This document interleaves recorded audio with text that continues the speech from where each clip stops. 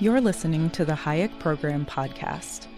This podcast includes audio from lectures, interviews, and discussions from scholars and visitors of the F.A. Hayek Program for Advanced Study in Philosophy, Politics, and Economics at the Mercatus Center at George Mason University. To learn more about the Hayek Program, visit hayek.mercatus.org. To learn about graduate student fellowship opportunities with the Mercatus Center at George Mason University for students at Mason as well as at universities across the globe, please visit students.mercatus.org. Hello, I'm Stefanie Haeffele, a senior fellow with the F.A. Hayek Program for Advanced Study in Philosophy, Politics, and Economics at the Mercatus Center at George Mason University. And I'm here today with Jayme Lemke, also a senior fellow with the Hayek Program, as well as Rosemarie Fike, instructor of economics at Texas Christian University and a senior fellow for the Fraser Institute. I'm glad to have you guys both here with me today. We're going to talk about their research on women's rights. Yeah, thanks for having us. Thank you. Great. So first, tell us about your research program and how you got interested in researching these ideas. Jayme, let's start with you. All right, great. So my research agenda has mostly been focused on understanding women's rights in United States history. So that touches a little bit on, British history and common law institutions as well. But specifically, the changes in those rights and how they've changed over time. So I think of it as primarily a project in social change. So some of the social changes that I've tried to understand better are like the changes in law that took away pre-existing legal restrictions on women's economic and personal independence. There are really a lot of those in our history. So I know hopefully we'll be able to get a chance to talk in a little bit more detail about the content of some of those as we get deeper into the podcast. I've written on the meta-political institutions that facilitated changes in those rights. So that gets to like why this is fundamentally an agenda about social change, because it's trying to understand what are the elements of political and economic systems that are going to be conducive to expansions in rights, to building societies that are more inclusive and where everybody can fully participate and contribute. Other kind of cases that deal with women that I've looked at in the course of this agenda are like trying to understand women's involvement in the provision of local public goods through clubs and other kind of bottom-up governance mechanisms, which was really important because there was a time in history where women could not be formally involved in politics, and they were prohibited of course, from voting, but also from taking most leadership roles in political and in many economic institutions. And I'm writing now on divorce, so the ability to exit a marriage as being an important component of women's freedom, and also the regulation of women's work. So that's a lot. That was the big picture outline, but I just kind of wanted to give a sense of the scope of research that touches on this question about women's economic rights and opportunities, and kind of how much there is to do. And I've spoken mostly just about United States history. So I know Rosie has done a lot that has a more global perspective, and there are so many other issues that come into this when we think about the great diversity of cultures and the different ways that these institutions that have a gender component have manifest around the world. Great, thanks. Rosie, do you want to talk a bit about your more global perspective of these ideas? Yeah, so mainly with my research, I tried to explore the relationship between economic freedom and women's well-being, essentially. And that first started with trying to figure out how to have a more accurate or inclusive measure of economic freedom, because before 2015, our main measures of economic freedom didn't include an adjustment to take into consideration that men and women don't have equal access to certain economic rights. And so I created a gender adjustment to certain key measures of economic freedom, and that has helped me identify areas of the world that at least formally men and women are treated equally versus where there's lots of additional barriers to what women can and cannot do that are not shared by men. So, and so I largely find that, there's a pretty positive relationship between economic freedom and a lot of the outcomes that if we say, we're interested in women's rights, these are a lot of outcomes that we care about. So life expectancies are higher, maternal mortality rates are much lower. We have higher rates of educational attainment. And so these are pretty robust patterns in relationships in the data. Lately, I've started to focus a little bit on the interaction between economic freedom, formal economic freedom, and how that kind of shows up in our social norms regarding what is the appropriate role for women. And so it does, at least preliminary, seems to be the case that countries that are more free are more tolerant of women taking on less traditional roles in society. And I think Stefanie and I have actually recently started working on a paper that's more focused on the United States and women's access to abortion care. And so the ways in which states can kind of circumvent passing a law and really targeting their regulatory environment so that it's very difficult to open or run an abortion clinic. So these are the issues that I'm most interested in. Great. And I think both of you get at something that is interesting and tricky in studying economics, where you have this interaction between informal norms and the formal rules and how they might go along with each other for social change or be in tension. Rosie, I know some of that's been a surprising factor as you've been digging into the research. Do you want to talk a bit more about that?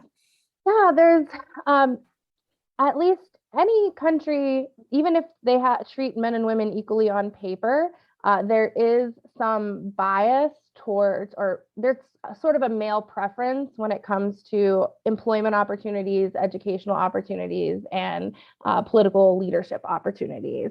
So even in the places where we think there's no additional formal restrictions, there are still these informal constraints. And usually when I talk to people about women's rights and how markets can be a really important mean for women to improve their lives, I do get a lot of pushback, talking about gender wage gaps and why those things might exist, and talking about how in economics, the main conclusion for what kind of drives that gender inequality in the market gets boiled down to the differences in choices that men and women are making, choices about what to major in college, choices about what type of career to enter in after that. And so when women or anybody who cares about women's rights hears, this gender differences, this inequality is stemming from choices, that really rubs a lot of people the wrong way, because they're like, is it really a choice because of all the other constraints we face? And so I really like thinking about social norms as a strong constraint on what people are able to choose and what they're not able to choose. And because in economics, we don't often have a lot of conversations about what influences the choices. We kind of say, maybe it's preferences, and well, what shapes those preferences? There are social factors that go into it. And so it's at least worth exploring those and thinking more about how they might change. And in the work that I've been doing, formal restrictions on what women are and are not allowed to do are a very big constraint for changes in social norms, right? If I want to enter into an occupation that's not traditionally one that females go into, if I can push boundaries, I can, try to challenge those social norms. But if there's legal restrictions on whether or not I am allowed to try to enter into that occupation, well, then I can never really be the trailblazer. I can never really push those boundaries and challenge those norms. And so sometimes those formal restrictions can just kind of cement in place those norms that if we want to see more equality in terms of outcomes, those norms need to be able to change and evolve. So I find that very interesting.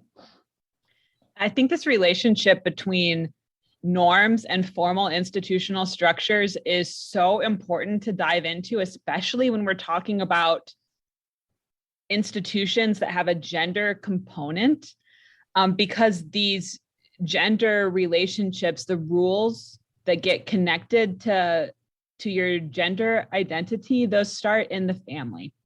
And the family is such a ubiquitous and universal institution.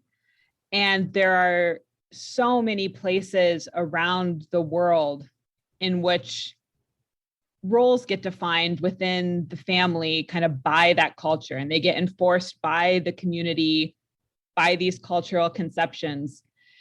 And then there's this leap that happens where, as a society continues to develop more and more formal government institutions, as opposed to being, governance coming maybe from a more local level, like when we're thinking about a relatively isolated rural community or like a tribal environment, once you start to really formalize and institutionalize, then those norms that were in the family get really baked into formal law.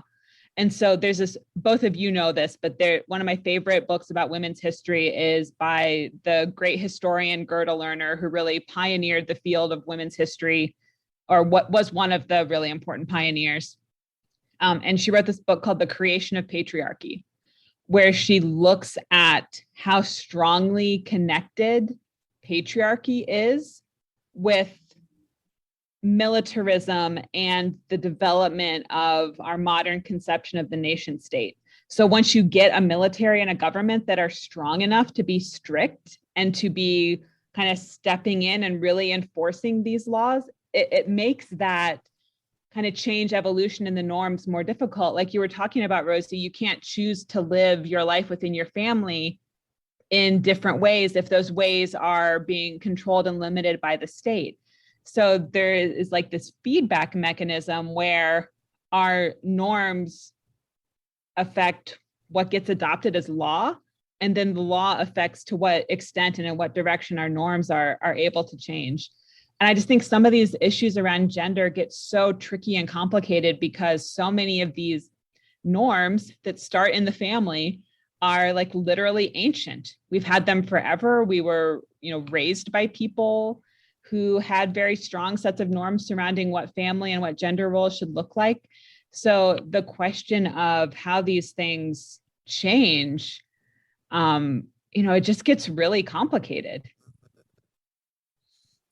Yeah, I think a good way for us to kind of continue to talk about this is to take a step back and ask, what is economic freedom for women? What does economic freedom mean for women? And in what ways has that been constrained and hindered over time? So you've started to bring a couple of those in, but let's talk about that a little bit. Jayme, do you want to go? Yeah, sure. I do think, and I think this is a really important question to kind of put explicitly on the table, because I think there's a misconception that economic freedom really just deals with a part of life, maybe a relatively small part. But for me, economic freedom, the way I read the literature and, a lot of political and institutional theory deals with this question. But it really is about being able to be the author of your own story. So F.A. Hayek has this idea of asking, whose will are your decisions subject to? And in some situations, that might be the will of the people who are running the legislature in your society. You might be subject to the will of a judge when you're following a court order. And so the more that our lives are subject to our own wills, the more that we're kind of in the driver's seat and we're the creative engine. So economic freedom is about women being able to choose where they want to live, being able to choose how they want to spend their time, who they want to spend that time with. And that includes, being able to choose who they want to marry, whether or not they want to pursue education, which educational path they'd like to pursue, what kind of work they want to pursue. So, all these decisions are ones that have been limited at different points in time and in different places around the world. Specifically in the United States tradition, many of these restrictions came in through marriage. So the doctrine of coverture was this legal principle where women became legally a part of their husband after they married. So they no longer had this independent identity. They were entirely subsumed kind of by their husband's identity. And so they had to get his permission to make any decisions around how money would be spent, whether property would be bought or sold, what they were going to dispose through a will, any legal actions that need to be taken. These are all taken kind of under the name of the husband and under the choice of the husband. So these are all the ways in which this, big mass of women is having to ask permission to write a line in their story. Yeah.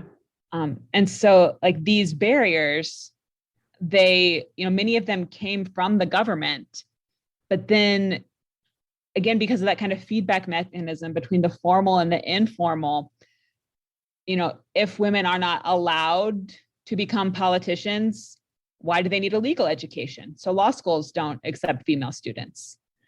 Yeah. If you're not able to open a business, why do you need the opportunity to develop the skill set of an entrepreneur? And so like as late as the 1970s in the United States, there were organizations that were expecting women to quit work once they married, that were expecting women to get their husbands to co-sign if they were going to, buy a home or open a credit card, something like that. So, these strong formal restrictions have really, we've been working for a long time to try to work these out of our society. And of course, there are many places around the world where the strong form or an even stronger form of those restrictions, where it's not even tied to marriage, it's just by virtue of being a woman that you can't do these things. That is still the situation for many, many women around the world. Yeah, Rosie, you use the metaphor, I think, of a lifeboat to talk about these ideas. Do you want to tell us more about that? So I have a similar kind of conception of what economic freedom can provide for people in general. I like to think about the James Buchanan quote from Natural and Artifactual Man, that we want freedom to become the people that we want to become, right? I'm paraphrasing the quote because we're talking about women, so I'm going to make it gender neutral. But I think about a woman who might be in a really unpleasant situation. So maybe you're in a marriage that your husband is not so nice to you. And economic freedom can be, like Stefanie said, a life raft. It can be your escape plan. If I have to ask permission, so there's many countries in the world where you either are required by law to obey your husband, and if you disobey your husband, you could be jailed for that. Or there are severe repercussions for disobeying your husband. So in those countries, if your husband doesn't want you to work, you can't work. And even in some countries where you don't have to obey your husband in every aspect, there are still some countries that require his permission for you to get a job and work outside of the home. If you're required to gain their permission to open up a bank account, right? If you're restricted from your ability to move freely about the country outside of your home without a male relative present, right? How do I get out of that situation? How do I get out of that bad marriage if I can't work to save? I can't have a bank account where I can start saving money, and I have no ability to leave on my own. You're stuck, right? So economic freedom is really an important, like, necessary component of women's rights. It's a basic human right in my view. Yeah, I think that point about the vulnerability that you experience when you are subject to these restrictions is so important. It's like a microcosm of why it is important to constrain political power, even if you like the guy who's currently in charge. So like this is an argument we make all the time with large scale political institutions that sure, like maybe dictatorship is not a problem when your best friend is the dictator and she's a really nice person and she really wants to do what's best for everybody. But once you create that set of political institutions that gives all the decision-making authority to one person, and that one person kind of has all this control over others, you now have created this fragility in the system where all of a sudden there's this potential for oppression in the future. And these family arrangements where women have to be asking permission to do anything, this is just like millions of little dictatorships where we're deciding politically that we want the family to be run like a dictatorship rather than in a democratic or an egalitarian way where you can pick whatever you want the rules to be, but it's the family themselves that gets to decide what the rules and the roles are rather than like assigning it politically from outside. Yeah, I think that's really important because you have both the severe fragility of that system when it is the dictator who's not benevolent. But even in the situation where you enjoy and like the dictator, that set of options that you really get to express is still so limited. And it makes a lot of sense why, in a time when we are talking about marriage now a lot more in the terms of partnerships, right? Or, kind of equal shares of things and those sorts of things is how tricky that still is socially because of this long history that's matched with these legal parameters that have been set on the role of gender. So I think that, in some ways we can think that we've changed a lot over time. And I think we have, and in the course of, our lifetimes in particular, we have different relationships and opportunities than generations before us. But also it makes a lot of sense why it doesn't go as smoothly as we might hope it does too. Every time I think that we haven't made much progress on those moments where I get very frustrated, all you have to do is watch television sitcoms from the 1990s, right? It's just, you can look at those gender roles and how like, oh, we've come a long way. Absolutely. Yeah, just the expectations, the visceral reactions that people have to different family arrangements. I think people are so much more open-minded today. There's been a shift towards the idea that you get to choose your family in all of its components rather than having that be defined for you by what the societal expectations are. So if anything, I've been reading the work of the economic sociologist Viviana Zelizer lately for a project that I'm working on. And she talks a lot about what are the ways that the people around you enforce the meanings within your most intimate relationships. And so I've been pondering a lot, what are the expectations? What are the kinds of relational and family formation behaviors that would be considered kind of like off limits today? And I think there's been a lot of positive progress in the sense that today, the main thing that people consider to be off limits, like it used to be divorce, like it was a huge bad thing to separate or get divorced. Now people are pretty comfortable with the voluntary choice to dissolve a relationship. It used to be the case that every relationship had to be extremely strictly monogamous. I think that's still a very popular way of forming families, but it's not like the only option on the table anymore. But the thing that's kind of off the table now is family arrangements where one person bullies and dictates the terms to the other. I think that is the thing now that there's almost universally a visceral reaction within our society where we say, like, that is not okay. That is not okay to be treated to a partner like that. We expect it to be a democratically determined relation. So I think that's a very good thing. Yeah, that's a pretty radical progress in the past several decades. One thing I think about too is, the extent of the market allows for more space for women to have more time, just like anyone. But if you don't have those social and legal parameters, those constraints are still harder. So, it wasn't until, the 50s and the 60s that we had, innovations in cookware and more access to clothes that are made rather than the mother having to make clothes for everyone. And so those sorts of innovations that came along allowed women to have a bit more time. And then you also then see probably the tension that happens when you have more time, and the legal frameworks or the social constructions constrict what you can do with it. And so those interactions seem really, really important when you're thinking about these ideas. Let's talk about how economics in particular, kind of what can economics teach us about women's experiences and women's rights and the evolution of them? Why is studying this through the lens of economics important? Who wants to go first for that one? Jayme, go for it. I can start.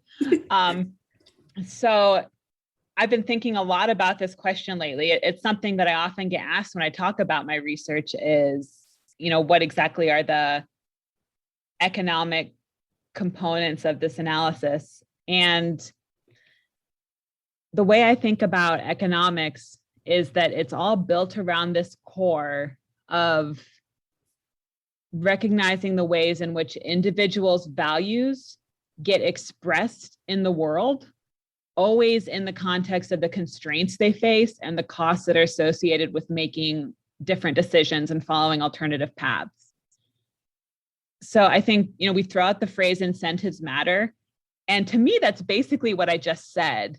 But I think oftentimes people hear that in a very narrow way, where either they're thinking only about financial incentives, or they're presuming that when we say that, we're talking about a very hyper-rational version of people and the way people think. I don't think you have to be hyper-rational. Certainly the economic framework does not limit purely to analysis of financial incentives. But it's like, economics gives us this frame where we can understand how it is that if you take a group of people and you add a bunch of extra burdens onto them that they need to overcome in order to, say, like, pursue education or open a business. And, the economic framework predicts that once you add those burdens on, it's not going to take very long before all of a sudden that group is less educated. That group is less wealthy. That group owns fewer businesses. That group contains fewer CEOs. So it's like the basic principles of economics contain in them this lens that we can understand kind of all of these challenges that women have been experiencing through history. And not just women. I mean, that's the group we're talking about today, but this is, a frame of analysis that can be applied to any situation in which there is a group that is subject to extraordinary. And by extraordinary, I mean, it's not the ordinary set of costs that a person in that society faces. There's something extra that's being put on that group. So whether that's a religious group, a racial group, an ethnic group, did I say religion already? I think I did. But, we could, a group that's formed around a particular identity, whatever group it is that faces these extra burdens, economics can help us understand how it is that those costs are going to affect their choices. And that's why I think it's so important to bring the economic framework into these conversations. And not just any economic framework, but frameworks that really highlight the importance of the institutional context within which we are making these choices. So, so the Austrian framework, the new institutional economics, all of these that put institutions at the heart of the analysis, right? These rules, both formal and informal, they're what shape a lot of the costs and benefits of the choices that we make. And so I don't think that you can understand inequality of any kind if you're using frameworks that are institutionally antiseptic, right? So I think it's not just all of economics, but particularly frameworks that really highlight the importance of the rule structure. Yeah, I think that's just so right on, Rosie. And like, so I think a lot about Pete Betke's framing of this issue, where he talks about how this axiom of self-interest, so this idea, basically this idea that the costs that we experience when we go throughout the world, that these are going to be things we want to try to avoid. So we want to take the least cost path to achieving our objectives. And so, we pursue our interests, but always within, these limits that we experience on our choices. And so that axiom of self-interest, it only translates into the invisible hand postulate. So we only get self-interested actors participating in the market, and then that participation becoming this vehicle where they generate good things for the other people in that society. That only happens within a particular institutional framework. So if you don't have that clarity around property rights, if you don't have property rights where the use and responsibility of a resource are connected to the formal ownership, if you're not in a context where the way that resources and opportunities get allocated are, where those resources and opportunities are going to go towards the people who can make the most of them. So if you lack those kind of market feedback mechanisms, then you're not going to get like women's ambitions being translated into the heights of what women can achieve. So in other words, like women's ambitions are going to get dulled, and we're not going to really get the full picture of what they're capable of contributing and accomplishing and producing if you don't have that institutional framework. And again, that's like a core economics lesson, but it's about those principles of economics within an institutional context. Like you need both ingredients, or just none of it adds up. None of it makes sense. You really made me think a lot just now about the huge opportunity cost of having an institutional structure that cuts women off of certain choices, right? You said a little bit earlier, why would I ever go to law school if I can't, get into politics? Why would I ever get higher education at all if I'm not allowed to run or open a business, pursue my entrepreneurial goals? Allowing a more inclusive set of institutions automatically expands the scope of the market, right? That's good for everybody. Yeah. And I think to look back on how women studied in the past, right? For people who could afford to or were able to study, it was to become a good wife. Like, could you, play an instrument where when your husband brings home his work colleagues, you could entertain them. And, it was a very different set of options that they were able to pursue, which just changes the way you can think about things. It made me think about, how much of what's going on in the economics of the household has been historically not assessed in a way that it could be how we assess the market, and how public choice used economics to assess the government and politics as well. Like, how difficult is it for someone to talk about how they are a stay-at-home mom, right? Like the language we have for that is justifying the work that they do, or, how ideas of what's really going on within the home, how that contributes to GDP, even though, those are aspects that are necessary. Rosie, I know you have some feelings on that. Do you want to jump in? Yeah. The whole feminist criticism of GDP, really, I think the way that economics and data methods have evolved, it's something that we can and should think a little bit more seriously about fixing.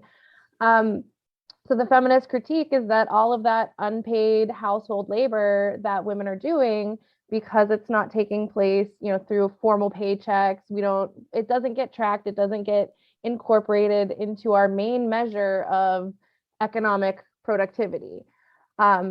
And so a lot of the contribution just doesn't get counted. But GDP does contain estimations for lots of things, right? GDP includes an imputed value for the household services that you're selling yourself by living in your own home, right? And so there are markets where, we hire people to clean our homes. We hire people to cook meals for us all of the time. We send our children to daycare.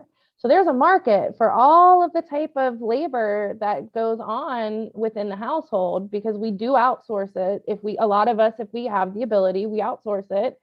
So how hard would it really be to impute the value of household labor services? I mean, it seems possible. I don't know if anybody's actually working on that, but it seems like something that's completely feasible, and maybe we should start focusing on, how to adjust GDP for more inclusive treatment of women. I'm so glad you brought up this issue of housework and of this there's tension sometimes between these economic arguments about it being good for women to have full access to the workforce, and the fact that so many women still do choose to put motherhood or maintenance of the home kind of at the center of and increasingly, men choosing to do this as well. So we're going to have to change the language and the way we talk about these things moving forward. But I think sometimes there's a misconception that when you really emphasize the importance of economic freedom and work for women, that you are like denigrating women who choose not to work for a wage or salary in the workforce, but instead choose work that is compensated in other ways, or choose to stay at home with their family. And so I just kind of want to put it on the table to make it really clear, like, the economic method does not prioritize wage labor over other kinds of labor. It prioritizes individuals being in the best position to choose which path of effort is going to be best compensated for them. So it's about creating the opportunity for women to be making that choice for themselves without undue external pressure from political or cultural institutions. So it doesn't kind of prioritize or presume one path or the other, or it doesn't say that like a family where mom works is better than a family where mom doesn't work. But I think that I think people hear it that way sometimes. Yeah, definitely. And I think, there's things about the market as an institution that give us better signals and incentives and feedback mechanisms for if we're doing well or not, right? So particularly from the Austrian perspective, this idea of property prices and profit and loss are really driving the market process. And so, they're clearer signals and feedback mechanisms than other institutions. Yeah, it's basically saying if you have access to that market, you get to make an informed choice. Yeah, but it's not just the household where we have a less of access to those signals and mechanisms, right? We have a thriving nonprofit sector that, we could talk about the origins of women working in those areas because that's where they could, that drove that, or, working in government, knowing that, the actions you're doing are having positive impacts is harder to distinguish. And so there's ways that we can look at working within the home, I think, using those proxies and using those maybe not as clear-cut signals for success and contribution, but that they exist, instead of sort of making it, I think for a long time, and hopefully this is changing, but like that idea that you had to kind of just justify that you were there, or that it was because it becomes imperative about your choice of importance is the family, rather than you're also making a contribution. I do, when I talk to my students about things like GDP, I do kind of make the connection between, this is what we measure, and this is what, we as a profession decided is important. Isn't it kind of telling that we decided certain things are important and other things are not. And how much of the idea that you have to, justify your choice to be a stay-at-home mom, like how might that be related to what we consider to be productive contributions via the way we measure productive output?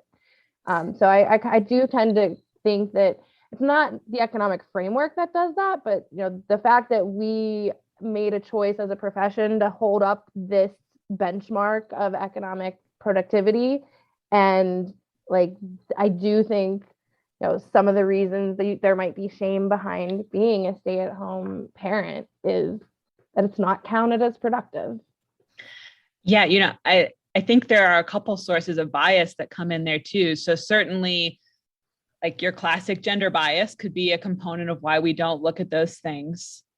But also there is a bias in economics, in history, and political science towards studying the formal rather than the informal. And so many of women's contributions historically have been in the informal sector or in the household.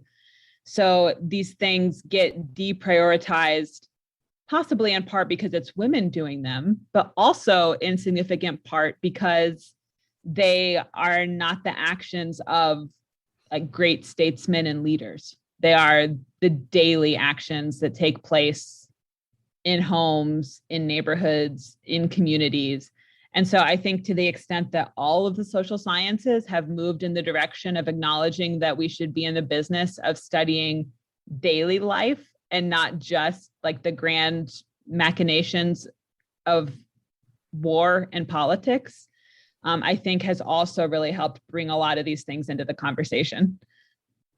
Yeah, I think that's great. So it's getting at sort of what can women's experiences and informal experiences bring to these disciplines.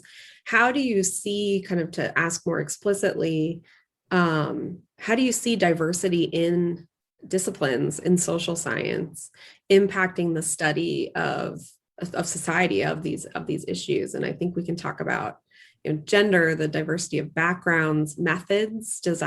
Are those connected, and how do we think about this push for a more diverse set of what we study and how we study? Do you want to start that one, Rosie? Yeah. So, I mean, just from personal experience, right? The questions that I'm interested in asking and the answers that I think are possible, answers to those questions, all of that's informed by my past experience, right? And so if you have a profession that's dominated primarily by one group in economics, right, we are very guilty of this, that it is a very male dominated, it is a very white dominated field. And so I don't think the lack of exploring some topics that are important to women or minorities, I don't think that it's an intentional malicious thing as much as it is I am interested in particular questions because I walked around and looked at the world, and these are the things that appear important to me. I'm going to focus on different things than other people purely by virtue of my own experiences. And so I think the more diversity we can have in the set of voices that are speaking in a particular profession, I think that helps us think about questions that are important to everybody. I often use the example of in cardiology for the longest time. If you were trying to think about what are the symptoms of a heart attack, right? You're told, well, I got this pain in my chest, and I've got this tightness in my left arm, and if that's happening, I need to get to the hospital right away because I'm probably having a heart attack. And for a long time, it was really interesting that they thought, women didn't have heart attacks as frequently as men, but when they did, they died more often than men. And it took diverse voices to enter into that profession to ask the question, well, maybe men and women experience heart attacks differently, right? And so now, as a woman, when you go to the doctor, you're not watching for the chest pains and the tightness in your left arm. Like it feels more like nausea, upset stomach, right? And that's something that not malicious, but if that's not the way you experience the world, you might assume that everybody shares your experience when that's absolutely not the case.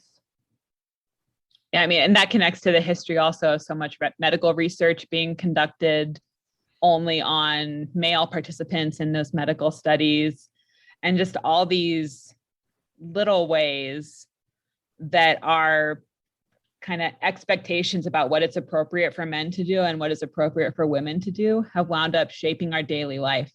You know, and we've been talking about mostly women, and that's partially because, you know, we're bringing this woman's perspective, you know, and I think what you said, Rosie, is absolutely right, that if you bring in people who have had a diversity of backgrounds and experiences, you're going to get different questions. You're going to get the consideration of a different set of hypotheses. To me, it's so natural to think that way with having a background in Austrian economics, because we have this model of the market that is centered around the primary economic problem being one of trying to figure out how to connect the knowledge of dispersed individuals. So it's like we all have like this little light and we can see the things that our light shines on, but like it's small and it can only be pointed in one direction. We have these limits that come through the set of eyeglasses we wear, so our subjective perceptions, and they also come from the fact that we have like these little animal brains that can only see so much at one time. And so, you know, the market is trying to solve this problem of trying to connect that information in terms of like allocating goods and resources throughout a society. But like, if that's our vision of people and how people's minds work, we have to bring that into markets for science and markets for knowledge as well. So we really want the extent of those markets to be as great as possible, just like we want the extent of markets for trade and good and services to be as broad as possible. So I think there's a lot of merit to that argument. It sometimes gets dismissed like, like an economist is an economist. Why would a woman economist say anything different than a man economist? But like that completely, I think, forgets all these arguments about subjectivity and experience and perception that are so important in the Austrian and institutional approaches. Yeah, I like that. I also think, you know, it shouldn't be surprising, you know, particularly from the economics perspective, that diversity and differences matter, because, you know, just like that knowledge challenge that you mentioned, Jayme, but like the whole reason markets are robust is because we have differences. We have different wants and preferences, and I can exchange with you and be better off, and you're better off too. Like that's weird if we think about it in that way. And so, you know, this idea that the market only works the way it does because people are so different seems like it's an easy corollary to think about that for the market of ideas, and how if we really accentuate those differences, that's going to lead to more robust ideas and discussion and research and conversation.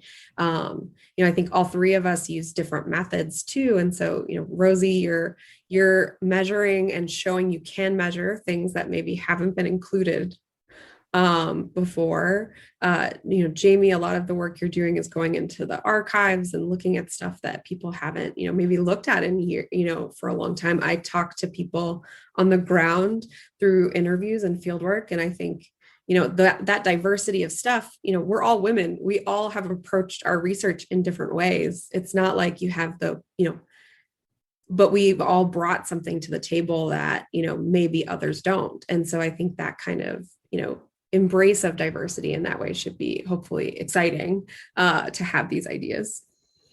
Another thing that you made me think of, Stefanie, is that not only do we benefit from our differences, we often have the most to gain from exchanging with people who are the most different from us, right? So the biggest gains are when we're talking, you know, when we're exchanging with people who are very, very different from us. And so I think that is an interesting, you know, aspect of things too.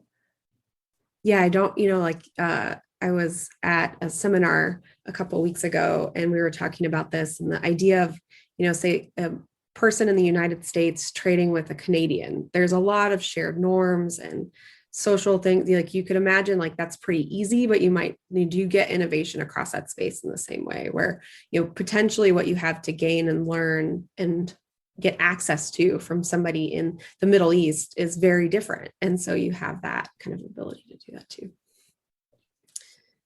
You both have, we're talking about economics, how the traditional view is, how we think about these things. We've brought in the kind of nuance and messiness of studying humans with this view on gender. You've both pushed back a bit on the traditional economic analysis of the gender wage gap. What is the traditional narrative on the gender wage gap, and what are your concerns or criticisms of what it might be, what we can go beyond when we're talking about those ideas? Who wants to, Jayme, you want to go first? Sure. Yeah. So most economic analyses of the gender wage gap are conducted in this way that intentionally abstracts from history and institutions.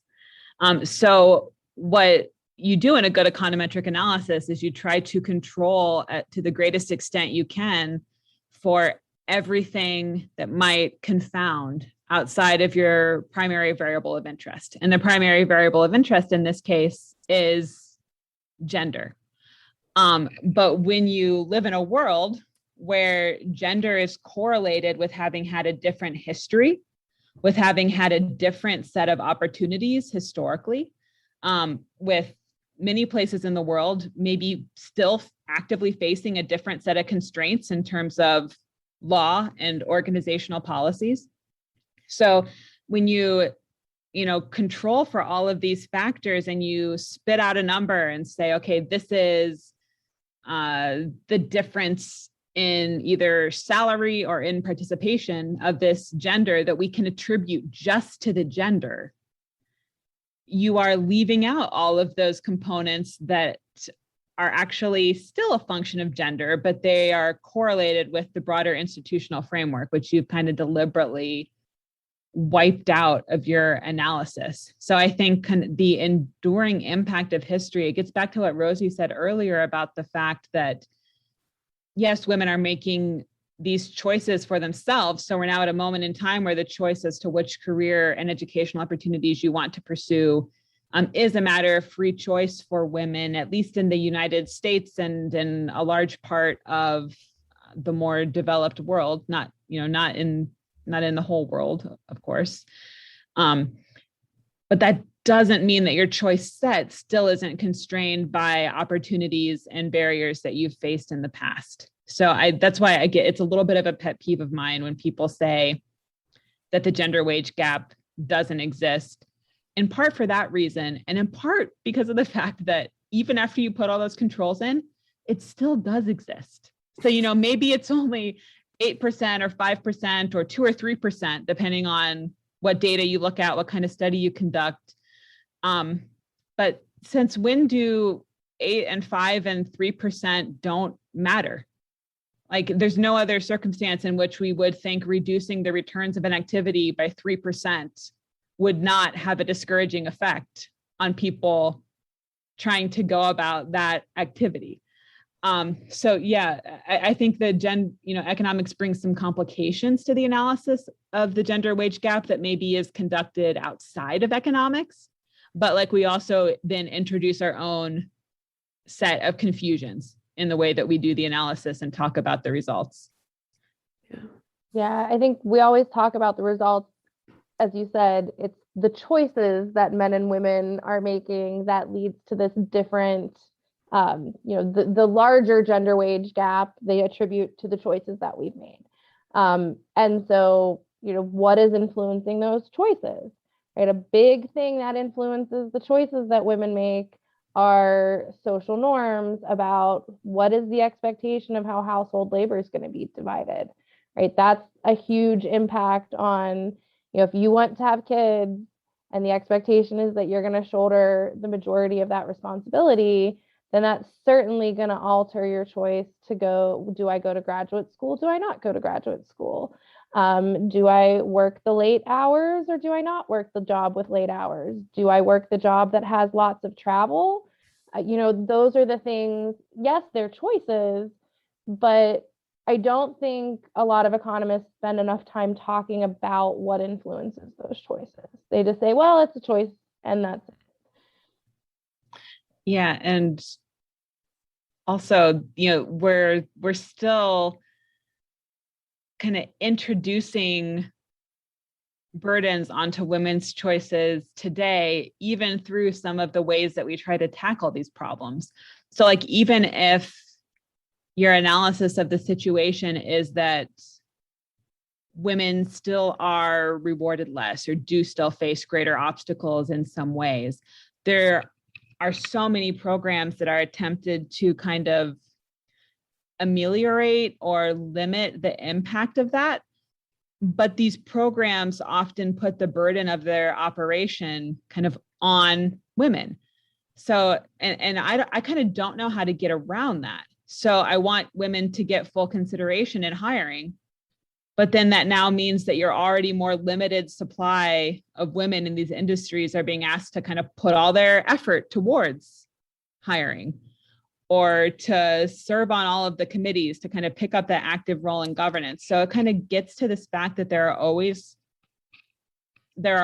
costs of institutional change. There are always secondary effects associated with top-down policy, and that we just still have some experimenting and fumbling around to do to figure out how to get really full consideration and opportunity for women in the, in high status professions and academia, at the highest levels of management. Yeah, Rosie, you've looked at some of the gender quotas, particularly in other countries, to try to get, they're an attempt to remedy the issue of you might have more women in the workforce, but they're not at the highest levels of management or leadership. That sounds, it has really good intentions, get more people in those spaces, but you've been looking at how it works. Could you tell us more about that? So I've been looking into, the countries where they're often held up as the shining light of, feminist ideals would be kind of the Nordic states, right? They have all the things. They have the quotas. They have the paid maternity leave. They have, the guarantee that you're going to be able to come back to the same job after you come off of your maternity leave. And so on a lot of indexes of like gender equality, which we could talk about that at another point, but most of those indexes are measuring, how many entitlement type of programs are embedded in the law that prioritize women, like quotas. So it's really, if we look at the Nordic states, they haven't achieved the level of gender equality that you would think, right? If you're talking about women making it to management positions, like at best, maybe about 40% chance of making it to management position. It's higher in the United States, and we don't have any of those things, right? And so it's kind of a mixed bag. When they implemented gender quotas for corporate boards in like Italy, right, they did see some positive effects. They did see some benefits. But when you dig a little bit deeper, one of the reasons why there might have been positive effects is because nepotism is pretty big deal in that set of rules there. And so maybe requiring hiring women forced you to look outside of your family for a bigger pool of talent, and that it actually improved the way things were managed. But if it's really none of the gender quotas or what I would call gender equality mandates, just more broadly, they're expensive and it's not clear that they're accomplishing what they're intended to accomplish, right? And if a lot of the gender inequality that we see in labor market outcomes, if a lot of it is coming from social norms and expectations about the division of household labor, then those aren't even addressing the cause, right? They're not addressing the cause. They are what I would call symptomatic treatment, right? It's trying to fix the symptoms, right? Putting an ice pack on my head to bring down my fever without trying to fix the disease that is causing the fever. And they make women more expensive to hire in a lot of cases, right?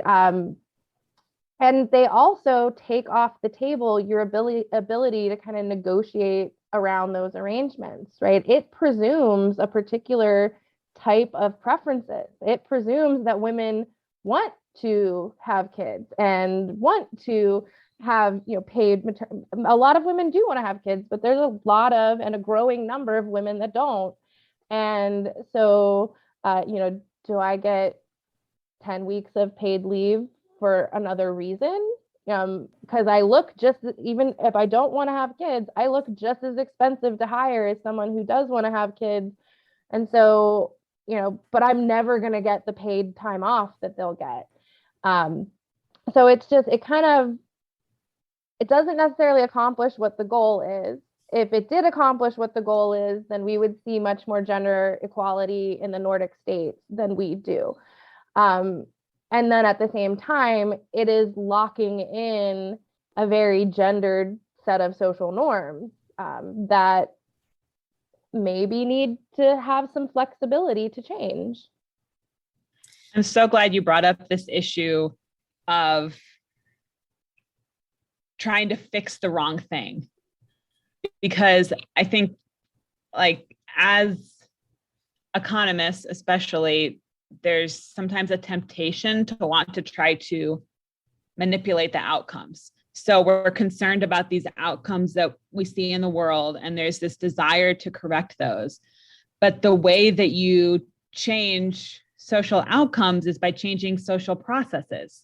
So simply, like, just paying attention to these quotas, the wages, kind of the outputs of the system. It's like someone's dropped a lasagna on the floor, and now, like, let's try to clean it up by pushing it around with a broom. Like, it's not going to work. You can't just push around what's already happened.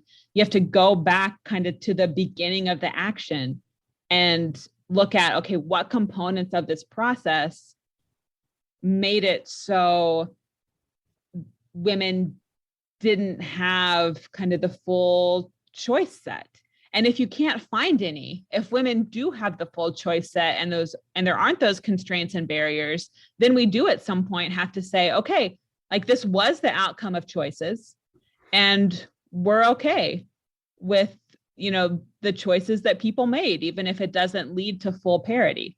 But I think like pulling that attention from the outcomes to the processes, that's also something that institutional economists and public choice economists can be really well suited to doing. And so much of the conversations about gender parity are really just focused on the outcomes.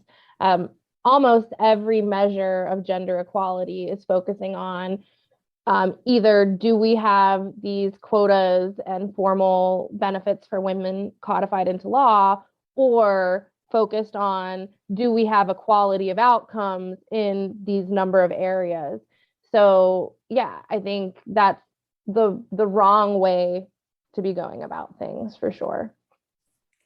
I think this also brings up the informal and formal tensions again too, right? Because you could imagine a quota where you actually get the outcome. So, you can institute a quota and you never meet it, right? So we want 50% women as CEOs, but we never get there. We're at 40%. Or you could get to 50% and those women still don't have the voice that they might have if there wasn't a quota. So you could be instituted at that level of a CEO or a partner of a firm, and you are the one that they listen to the most, like the least. The other thing that I think is interesting is, this idea of kind of paid family leave, which could be for men or women. It brings kind of degenderizes the benefits that you have, but it doesn't necessarily degender the content of what happens in those as well, right? So, if you have a baby and you have to heal from it and figure out how to make it stay alive and do all of those things, it's probably really hard to actually get caught up on work or learn a new skill while you're on that break. But for the person in the family that also gets to take leave to help out, that maybe doesn't have as many of those additional burdens or things that they're working on during that time, they might actually get to learn a new skill or work on research if you're in academia, or do these things that might actually make you, when you get back into the workforce, you've leveled up in a way where you might not be able to level up. Yeah, I know. Think about sorry. Oh yeah, go for it. I was going to say, I forget who wrote the study, but there is a study on the impact of paid family leave on the likelihood that you would get tenure as an academic. And, it didn't really improve the odds that women would get tenure, but the men who were taking that paid paternal leave were really getting tenure, right? Because they're spending that time differently. So you can give people the time, but you really can't control what happens when they are taking that time. What's going on?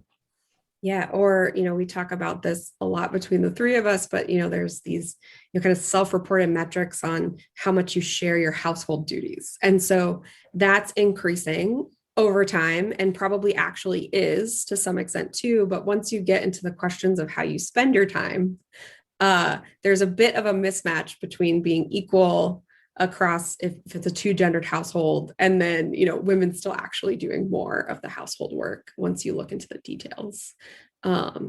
It makes me think of the pandemic too. Like, the pandemic added all this uncertainty, being at home. Are the burdens of working from home and dealing with these things shared the same way as well? The content of how we live our lives, even with these policies, matters a lot. And so it can sound really pessimistic, I guess, like these remedies aren't going to help. And so I guess maybe go back to Jayme and you framing this around social change.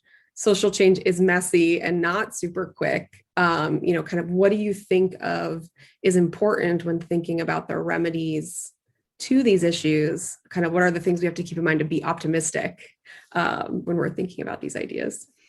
Yeah, well, when you were both talking, it put me in mind of Claudia Golden's research, and she studied particular industries and particular organizations and the outcomes that people of different genders experience within those environments. So how easy is it for women to succeed in particular industries? And so she does a kind of institutions of the organization, in the sense that she's looking at what are the particular features of a work environment that are going to make it easier for women to succeed and to be able to balance those inevitable burdens of motherhood with work if they so choose. And so she identifies, flexibility in work, the way that the output of work is evaluated.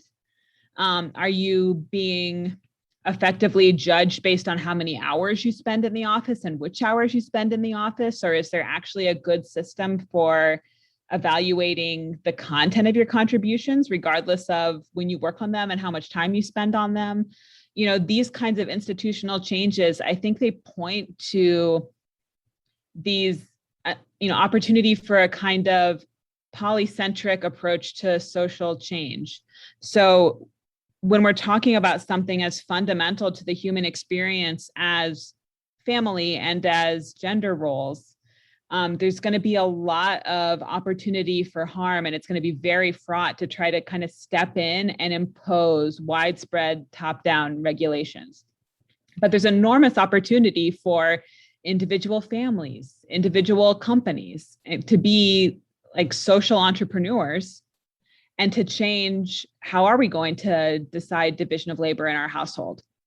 Are we going to choose to adopt different attitudes that make it okay for men to contribute more? Again, and we've been talking a lot about women because that's the frame of a lot of our research, but men are subject to norms that impose undue burdens on them in different kinds of contexts.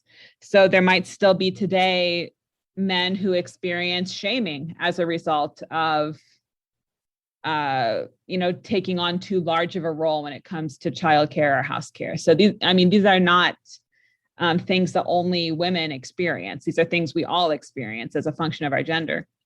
And so I think about men who might want to get custody of their children and have a much harder time in the court system because they definitely prioritize women over men in that context, for sure. Yeah. Or, now we're at a point in history where there are like men who have given up their careers in order to support their wives' professional advancement. So are we dealing with that on parity the same way we would deal with the situation where, a woman who has sacrificed her career to help advance her husband? They're both, possible problems from an institutional perspective. But I think that that social entrepreneur, that norm entrepreneur, that ability to choose to live your life in a different way, that's kind of like the seed of change. And so then do people around you have the opportunity to learn from what those entrepreneurs have done and also adopt it? And do you get that change spreading? I mean, this is about fundamentally the openness of institutions. Like you talked earlier, Rosie, about women who have to get permission from their husbands to do anything. That includes traveling internationally. So you have women who are literally forbidden from exiting political structures that are actively oppressing them. That's a very extreme example, but also, there are at all scales, these instances that we can find of opportunities to choose a different path. And what can we do to remove the barriers to people being able to choose those different paths in terms of ways of living, ways of relating to each other, as well as the big questions like career, education, and where are you going to live, and which political structures are you going to participate within and be bound by. So I think really digging in and finding where are all those areas of choice, what are all of the barriers that prevent people from acting on them. I mean, I think that's how we can maximize opportunity for social change. Absolutely. I often talk about how there's a lot of countries in the world that have specific regulations on not whether or not women can work, but the actual type of job that women can do.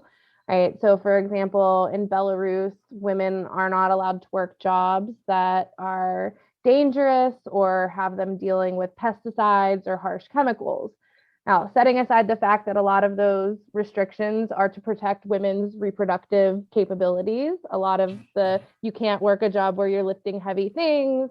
But let's say, I'm a woman in Belarus, maybe I wouldn't want necessarily a job to work. Me personally, I have no desire to work at a job where I'd be using pesticides, right? But maybe that does represent some woman's best choice in terms of how to improve her life.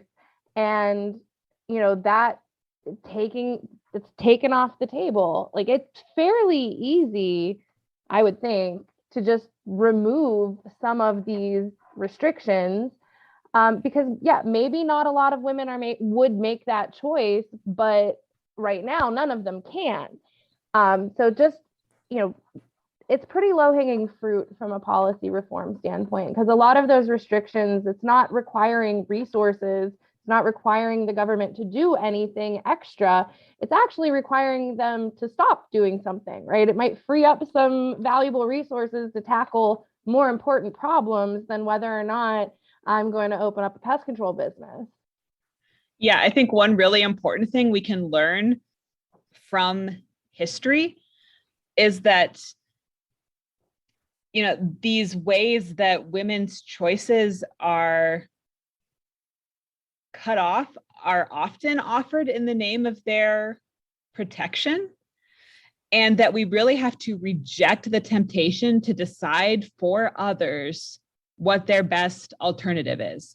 A lot of occupational regulation in the United States also was legally justified by the fact that women would have fewer children and they would not raise them as well if they were on their feet too long in the factory. So it's this paternalist justification. Interesting, we always call it paternalist and never maternalist, but this paternalist justification that we need to, stop women from making the wrong choice for themselves. And we do this to people in all variety of contexts, but I think historically, sometimes it's maybe been a little bit easier socially to get away with that if you limit that paternalism to women's choices and children's choices. But yeah, that temptation is just so strong. We see this all the time in, we probably don't have time left to get into it in detail, but we see this all the time. If there is any work that has a sexual component, so like anything that falls within the very broad sex work family, there's this, again, I think it's kind of paternalist to put this moralization and this presumption that there's no way that women could be voluntarily choosing this as their right path. And now there are definitely situations in the world where women are not voluntarily choosing that, and that is deeply wrong. But there are many situations where women are, voluntarily choosing to participate in these type of activities, and it's just being looked down upon it for these other kind of like shadow moral reasons. We pretend it's not to protect their wombs, but it actually is under the surface. Yeah, I think we've gone through I feel like I've gone through a wide variety of feelings over this past hour where, we've talked about really radical change that's happened, and also, kind of the pessimistic view of what is taking a while. But I think thinking about gender in this way and being willing to dig into the details of informal and formal norms and legal institutions and economic opportunities gets at something I think that's really important and has a lot of lessons for, not just women being able to participate in more, but, that has outcomes for the rest of society as well. Obviously, anyone interested in this should read the work that the two of you have done, journal articles, Rosie's work on the Economic Freedom Index, lectures and videos that are out on your research. Is there any, we've brought up a couple of people and their research over the past hour. Is there any kind of next readings that you would recommend to anyone who's listened to this and would want to dig into it more? I would add Victoria Bateman's book on the sex factor. I think that's fantastic.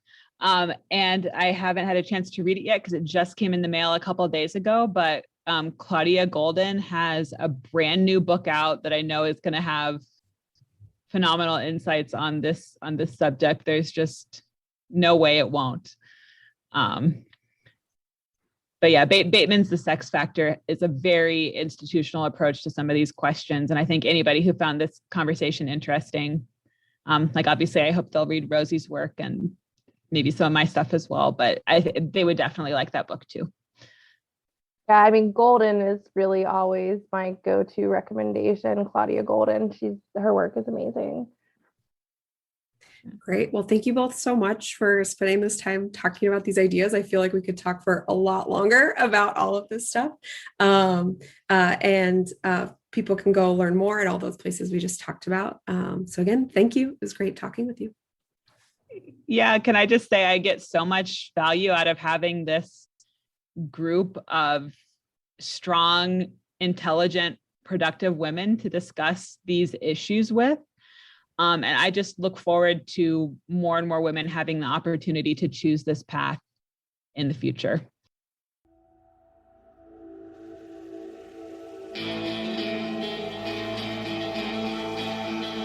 Thank you for listening to the Hayek Program podcast. To learn more about the research, scholars, and work of the Hayek Program, visit hayek.mercatus.org. For more information about graduate student fellowship opportunities for students at Mason as well as at universities across the globe, please visit students.mercatus.org. We hope you recommend students to our programs or consider applying yourself.